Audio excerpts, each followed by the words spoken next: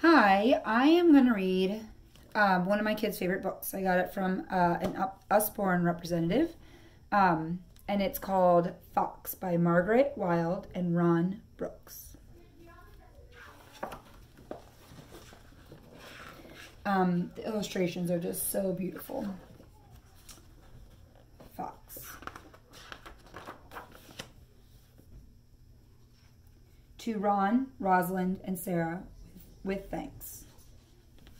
M.W. To M.W. for the words, and to Margaret for the waiting. R.B.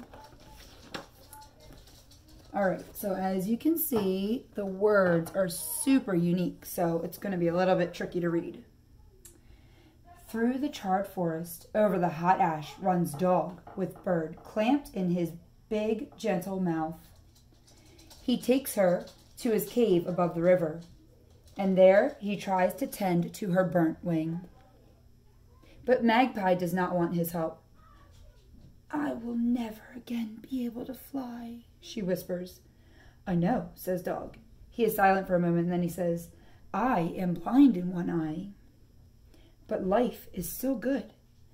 An eye is nothing, says Magpie. How would you feel if you couldn't run? Dog does not answer. Magpie drags her body into the shadow of the rocks until she feels herself melting into the blackness.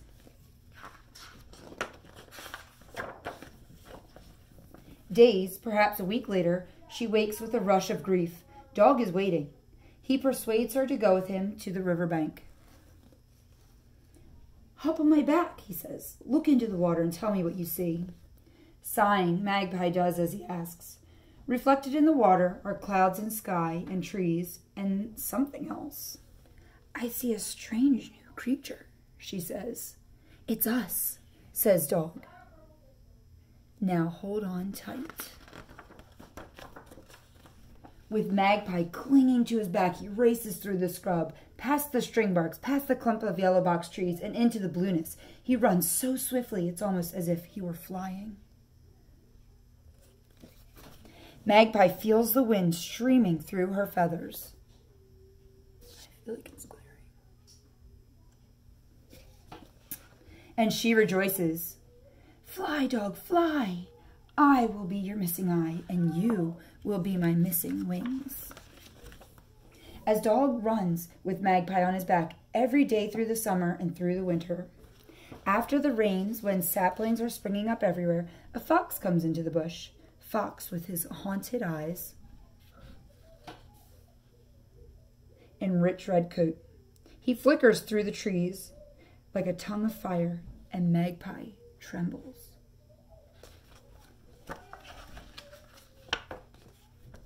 But Dog says, welcome, we can offer you food and shelter. Thank you, says Fox. I saw you running this morning. You looked extraordinary. Dog beams, but Magpie shrinks away.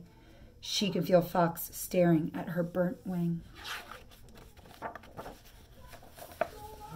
In the evenings, when the air is creamy with the blossom, Dog and Magpie relax at the mouth of the cave, enjoying each other's company. Now and again, Fox joins the conversation, but Magpie can always feel him watching, always watching. And at night, his smell seems to fill the cave in the smell of rage and envy and loneliness. Magpie tries to warn Dog about Fox. He belongs nowhere, she says. He loves no one. But Dog says, he's all right. Let him be. That night, when Dog is asleep, Fox whispers to Magpie, I can run faster than Dog, faster than the wind. Leave Dog and come with me. Magpie says, I will never leave Dog. I am his missing eye, and he is my wings. Fox says no more that night. But the next day, when Dog is at the river, he whispers to Magpie, Do you remember what it's like to fly, to truly fly? Again, Magpie says, I will never leave Dog. I am his missing eye, and he is my wings. But later that day, as Dog runs through the scrub with Magpie on his back, she thinks, this is nothing like flying. And when at dawn, Fox whispers to her for the third time, she whispers back, I am ready.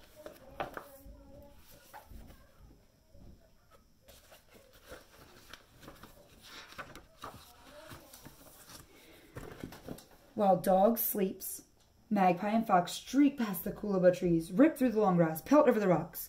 Fox runs so fast that his feet scarcely touch the ground, and Magpie exults. At last I am flying, really flying.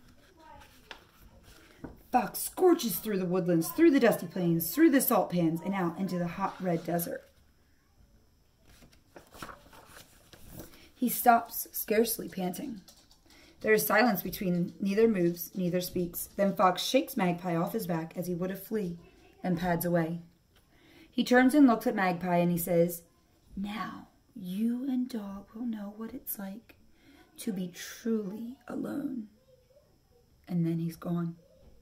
In the stillness, Magpie hears a faraway scream. She cannot tell if it is a scream of triumph or despair. Magpie huddles, a scruff of feathers adrift in heat, and she can feel herself burning into nothingness. It would be so easy just to die here in the desert. But then she thinks of Dog, waking to find her gone. And slowly, jiggity-jig, she begins the long journey home.